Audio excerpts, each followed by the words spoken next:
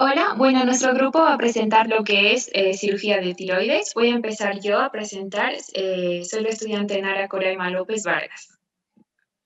Bueno, voy a empezar explicando lo que es la anatomía. La tiroides es una glándula endocrina localizada en la parte anterior del cuello, justo por debajo y por delante de la tráquea. Una glándula tiroidea sana no es posible palparla por su tamaño pequeño.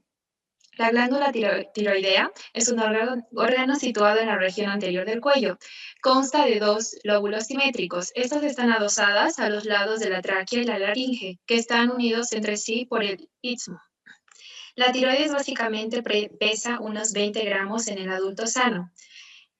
Adheridas a la tiroides se sitúan 4 pequeñas glándulas, estas 2 en cada lóbulo. Estas son denominadas las paratiroides, que son fundamentalmente, que se encargan fundamentalmente en el metabolismo del calcio.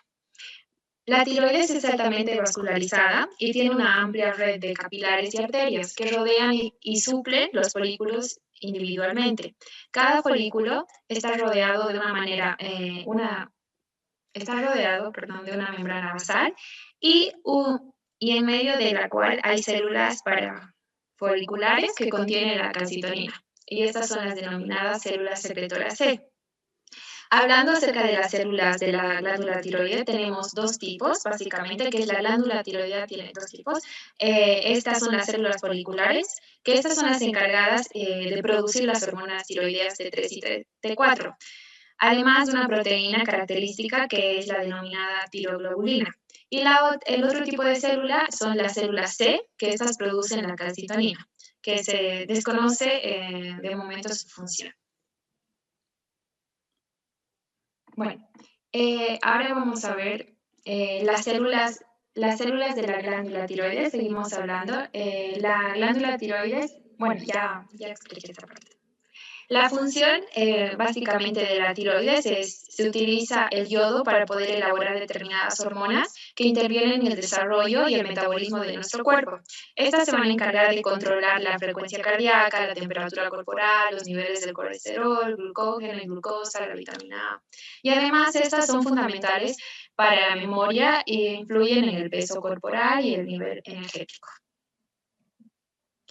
Bueno, ahora voy a hablar lo que son las indicaciones quirúrgicas preoperatorias ante una cirugía de tiroides.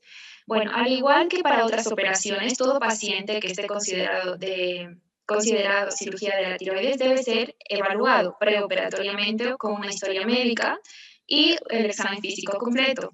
Está incluyendo una evaluación cardiopulmonar de corazón. Generalmente se recomienda un electrocardiograma y una radiografía de tórax antes de la tiroidectomía para pacientes mayores de 45 años de edad o aquellos que tengan síntomas de alguna enfermedad cardíaca. También se van a hacer exámenes de sangre pues, para determinar si existe algún tipo de trastorno hemorrágico. Cualquier paciente que haya tenido algún cambio en la voz o que haya tenido una operación previa del cuello, pues deberá tener una evaluación preoperatoria de las cuerdas vocales. Esto es importante para poder determinar si el nervio de la laringe recurrente que inerva los músculos de las cuerdas vocales está funcionando normalmente. Aquí vamos a seguir con las indicaciones quirúrgicas.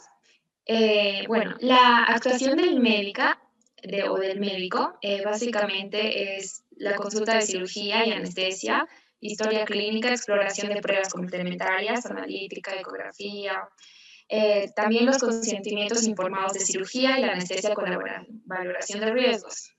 Luego vamos a tener lo que son las comprobaciones, las pruebas de diagnóstico, o sea, bueno, esto ya lo comenté, las analíticas de sangre, la actividad física, si está normal, la medicación, la nutrición también, porque tiene que estar en ayunas 8 horas antes de la intervención, la información del paciente o familia sobre los riesgos quirúrgicos, anestésicos, la evolución prevista y por último los objetivos que va a ser evitar suspensiones y minimizar complicaciones.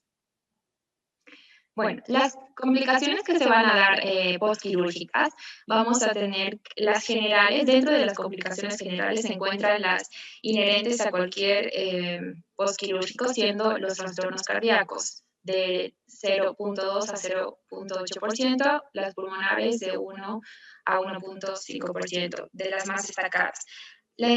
Una complicación frecuente, bueno, no frecuente, pero que si sucede algún tipo de complicación son las hemorragias, que esta habitualmente se ha considerado como una de las complicaciones más graves de la cirugía tiroidea, ya que el escaso espacio y la poca distensibilidad de la región cervical hacen peligrar pues, la vida del enfermo, por lo que es posible la aparición de hematomas sofocantes.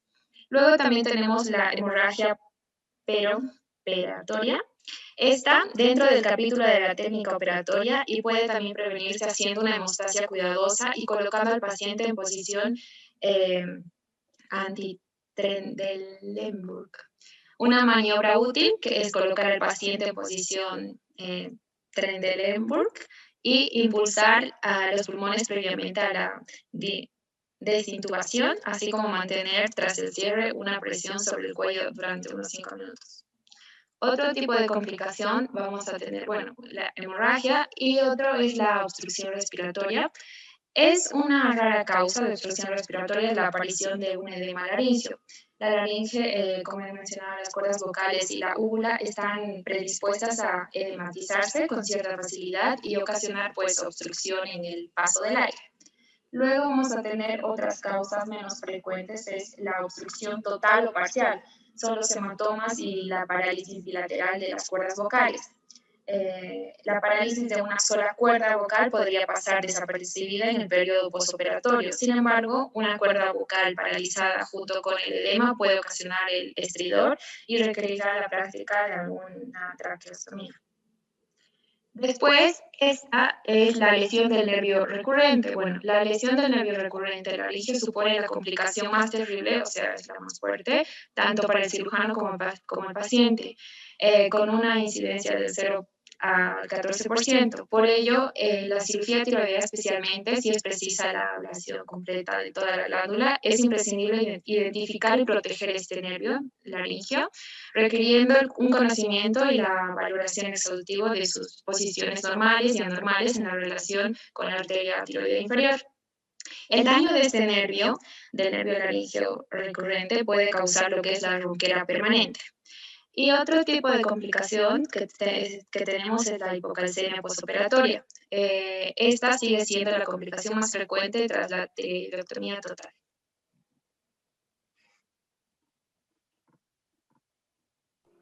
Buenas, yo voy a continuar con la exposición y voy a explicar lo que es el protocolo quirúrgico en la cirugía de tiroides. Mi nombre es Amílcar Daniel Mercado Brañez. Siguiente, por favor.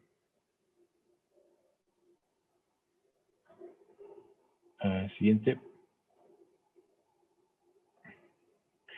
Vamos a comenzar con la descripción de lo que es la técnica quirúrgica. Primero está la parte de la preparación, en la cual el paciente debe encontrarse recostado sobre la mesa en la que se va a realizar el procedimiento.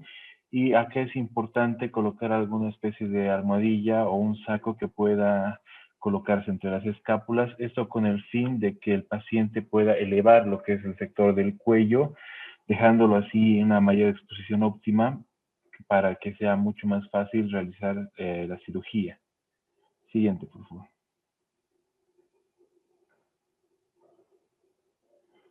Ya pasando a lo que es directamente el procedimiento, lo primero que se debe hacer es realizar una incisión transversal en collar tipo Kocher en uno de los pliegues de la piel a 1 centímetro por debajo del cartílago cricoides y se debe profundizar a través del músculo platisma. Siguiente. La longitud de la incisión debe ser de aproximadamente unos 5 centímetros, debe ser simétrica y el colgajo superior se diseca en un plano subplatismal, en un plano subplatismal avascular anterior a las venas yugulares anteriores y más profundo que el platisma, es hacia el nivel del cartílago tiroides. El colgajo interior se moviliza en forma similar hacia la hendidura supraesternal. Siguiente. En este punto ya se expone lo que es la glándula tiroides por una incisión medial a través de la capa superficial de la fascia cervical profunda que se encuentra entre los músculos esternoioideo y esternotiroideo. En el lado que va a disecarse primero se separa el músculo esternoioideo más superficial del músculo esternotiroideo que se encuentra más profundo. Esto se debe realizar por medio de una disección roma para evitar la lesión de tejidos. Posteriormente, el músculo esternoioideo más profundo se libera de la glándula tiroides con una disección roma o cortante, lo cual expone la vena o venas tiroideas medias en la porción lateral. El lóbulo tiroideo se retrae en sentido anterolateromedial con el dedo y los tejidos laterales se barren en sentido posterolateral con un aplicador de gasa. Sí. Cuando se retrae la tiroides hacia abajo, hacia la línea media, se identifica su polo superior. El tejido lateral de este polo y medial a la vaina carotidia puede movilizarse rápido por medio de una disección roma, de nuevo, para cuidar los tejidos adyacentes. Y cuando ya se ligaron y cortaron los vasos del polo superior, los tejidos posterolaterales a este pueden separarse de la glándula en sentido posteromedial. Todos estos procedimientos de separación y cauterización de los vasos sanguíneos es para evitar una hemorragia descontrolada, por lo tanto debe hacerse de forma cuidadosa. Continuando, la disección es importante porque reduce la probabilidad de dañar los vasos que irrigan las glándulas paratiroides superiores, y la glándula paratiroidea superior por lo general se encuentra localizada a nivel del cartílago cricoides. La inferior se encuentra casi siempre justo debajo del cruce de la arteria tiroidea con el nervio laringeo recurrente, y las tiroides se movilizan por completo por medio de un barrido suave en sentido dorsal de todo el tejido a lo largo del borde posterolateral para alejarlo así de las paratiroides. En este procedimiento lo importante resaltar es que ningún tejido debe comprimirse con pinzas o cortarse si es que no se tiene la total seguridad de que no se está interactuando con el nervio laringeo recurrente. Esto para evitar complicaciones más severas o permanentes. Siguiente. Pasamos a lo que es el diagnóstico prequirúrgico. En este punto, la evaluación preoperatoria, como ya mencionó mi compañera, debe incluir pruebas normales de funcionalismo tiroideo junto a las habituales de cualquier otra intervención, entre lo que se incluye análisis bioquímicos, hemostáticos, hematológicos, exámenes complementarios como electrocardiogramas, radiografías de tórax, que nos permita ver repercusiones locales como desviación traqueal, propagación mediastínica. El TAC cervical nos valora el grado de compresión de las estructuras anatómicas vecinas. Se debe valorar la posible intubación difícil del paciente. Es aconsejable una laringoscopía preoperatoria para detectar una posible parálisis recurrencial por compresión del nervio recurrente, que muchas veces suele ser asintomático. En el paciente hipertiroideo se debe comprobar los resultados del tratamiento médico y sus repercusiones. Se debe descartar un hiperparatiroidismo asociado mediante la homeostasis fosfocálcica, que permite tener una referencia en caso de una hipocalcemia o un hipoparatiroidismo postquirúrgico. Siguiente, por favor. Ahora en el diagnóstico postquirúrgico, acá algunos pacientes pueden requerir después de la cirugía que se les realice la aplicación de un tubo de drenaje debajo de la incisión realizada en el cuello. Por lo general, este tubo de drenaje se retira la mañana siguiente después de la cirugía. El paciente puede llegar a presentar algún tipo de dolor o molestia en el cuello, acompañado de voz ronca o débil, pero esto no significa en todos los casos de que haya ocurrido algún tipo de daño severo en el nervio que controla las cuerdas vocales. Estos síntomas con frecuencia suelen ser temporales y se deben a la irritación del tubo para la respiración, el tubo endotraqueal, que se inserta en la tráquea durante la cirugía o por una irritación a los nervios causados por la cirugía. Todos estos signos y síntomas son totalmente, en su mayoría, temporales y desaparecen de manera gradual y no siempre significa que haya habido algún tipo de complicación con la cirugía. Siguiente, por favor. En lo que es el tipo de anestesia, para este procedimiento quirúrgico que se debe aplicar anestesia general, precisamente para que el paciente no se encuentre en un alto nivel de conciencia durante el procedimiento. El anestesiólogo administra el medicamento mediante una máscara de gas o a través de un inyectable con medicamento líquido hacia una vena. Luego se debe hacer la aplicación de un tubo de respiración en la tráquea para ayudar al paciente a respirar durante el procedimiento. Siguiente.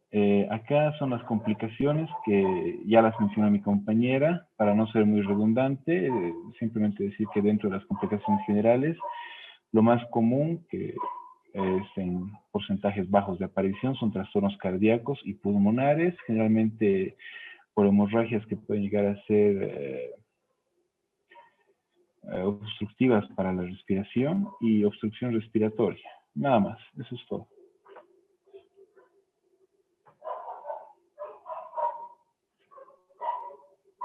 Bien, continuando, voy a hablar sobre las indicaciones postquirúrgicas.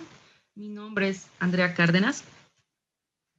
Bien, bien sabemos, los cirujanos suelen realizar la tirectomía con un tipo de anestesia general, en el cual este momento de la cirugía el paciente llega a estar en un momento que no va a sentir nada, o sea, va a estar inconsciente, se le podría decir.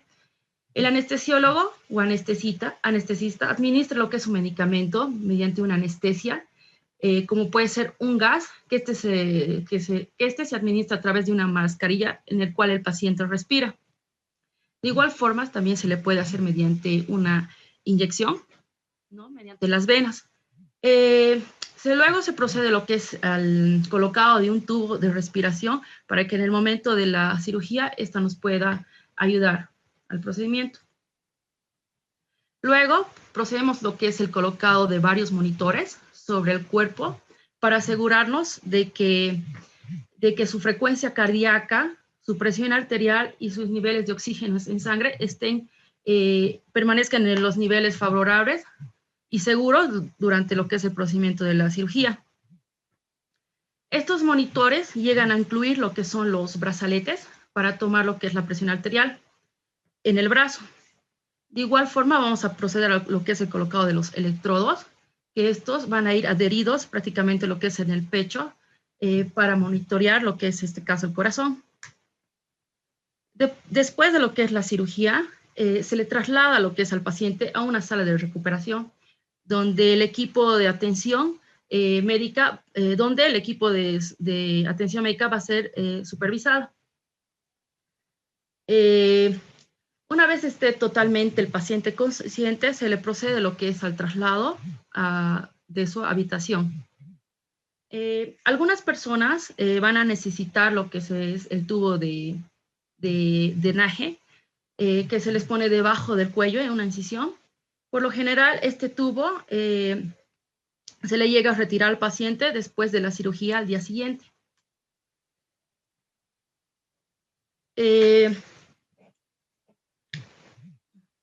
Siguiente, por favor.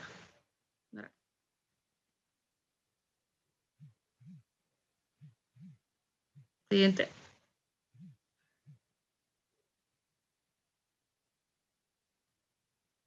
Siguiente. Ya. ¿Cómo prepararse antes de la cirugía?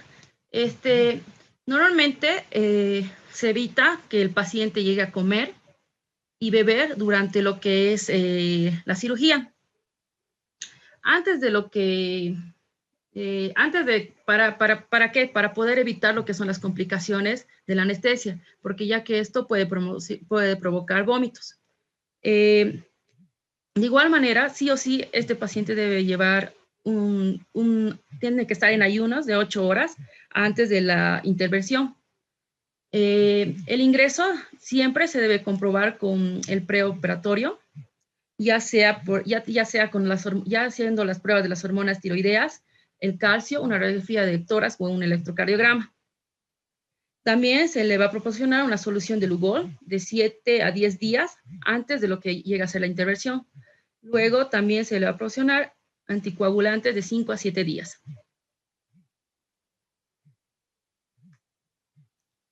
Bien, pasando a lo que ya es la posoperatoria de 24 horas, este es un cuadrito en el que vamos a hablar las cosas que más nos importan.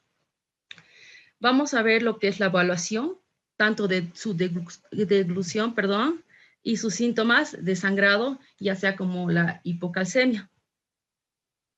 También vamos a ver que este paciente, dentro de lo que vamos a hacer para la medicación, vamos a proporcionar lo que es una hormona tiroidea, conocida como la levotiroxina, a 100 Después vamos a darle también analgésicos orales, como es el calcio, vitamina D. Y también la dieta de este paciente, en este caso, puede ser según lo que el paciente vaya progresando. Por favor.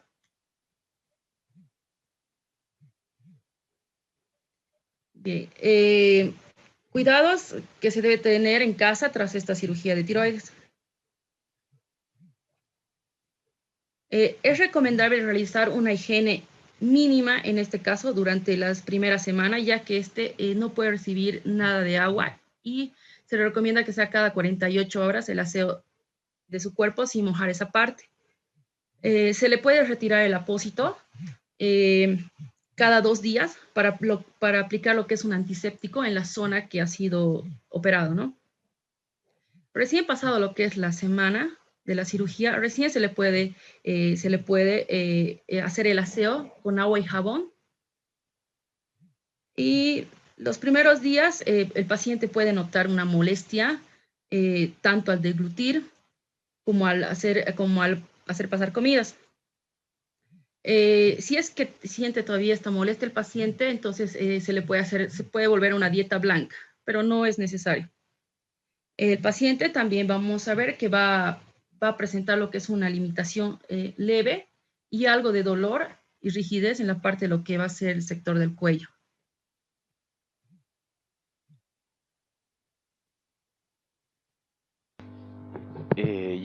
Yo, continuando, mi nombre es Guido Antesana Gómez. Se tiene que informar sobre el paciente, sobre la evolución, las condiciones que se va a tener para la alta médica, para básicamente la hemorragia, las náuseas, cómo va a poder deglutir, si la respiración va a ser normal, todo tiene que ser sin dolor. Siguiente, por favor. En la nota SOAP.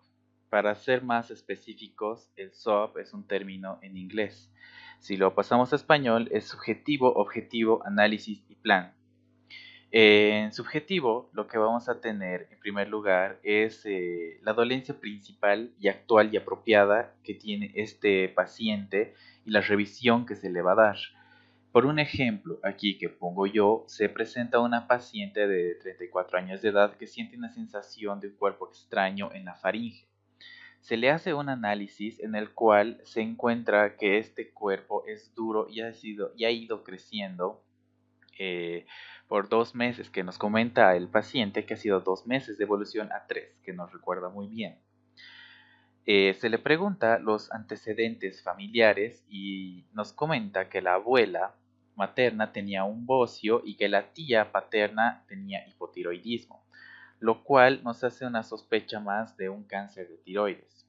Ahora, en objetivo, en el hallazgo del examen físico encontramos un cuerpo extraño, duro, que está con un tamaño amplio. En las pruebas diagnósticas que se van a pedir es la actividad de la tiroides, de sus hormonas, de la T3 y de la T4, y también las hormonas tiroideas en general. También como medir la TSI, que es la que mide básicamente lo que es la inmunoglobulina estimulada de la tiroides. Ahora, para un análisis que sería literalmente imagenológico, podemos pedir un ultrasonido, como también podemos pedir lo que va a ser una resonancia magnética. Ahora, como pueden ver aquí abajo dice, después de la alta médica, la dolencia y la dificultad de hablar y del tragar es algo que se puede dar como una hipercalcemia y cuando esto pasa, se debe acudir al médico. Siguiente, por favor. En el análisis que se le va a dar es un resumen básicamente del paciente, los problemas que tiene y las posibles diferencias que va a haber y el razonamiento médico. En este podemos apreciar que no se debe retirar el apósito como recomendaciones, tampoco se tiene que mantener la herida muy expuesta, ya que esta puede llevarnos a una infección.